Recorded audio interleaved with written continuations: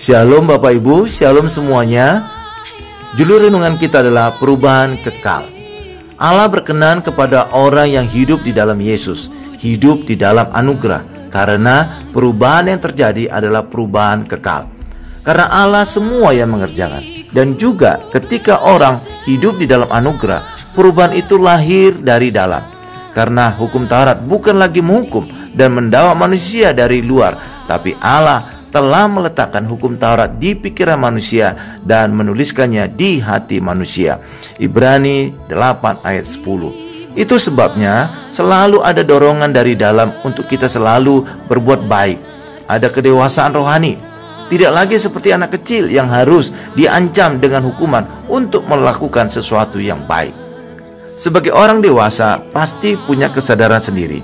Tapi ketika kita masih anak-anak, kita tidak punya kesadaran. Orang tua harus mengancam.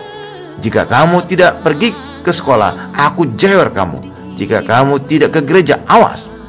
Tapi ketika kita hidup di dalam anugerah, selalu ada kesadaran, ada kerinduan untuk selalu beribadah. Ibrani 10 ayat 25. Karena kita sudah mengalami kuasa Tuhan, kita sudah mengalami mujizat. Aku sudah disembuhkan, aku sudah diberkati, aku sudah mengalami kasih Tuhan yang luar biasa. Kalau tidak ke gereja, rasanya rugi. Perubahan kekal. Orang yang hidup di bawah hukum Taurat diperlakukan Allah seperti anak kecil karena mereka tidak punya kesadaran sendiri.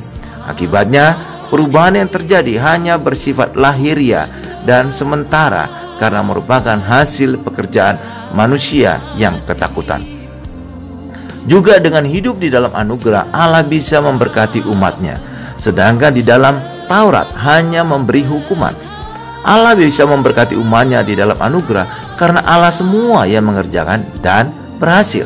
Sedangkan jika di bawah hukum Taurat, manusia semua yang mengerjakan. Dan Allah memberkati jika manusia berhasil melakukan hukum Taurat.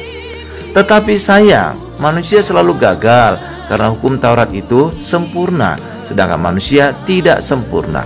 Akibatnya, orang di bawah hukum Taurat selalu di bawah kutuk. Galatia 3 ayat 10. Dan di bawah hukuman Allah. Amin Bapak Ibu. Tuhan Yesus memberkati.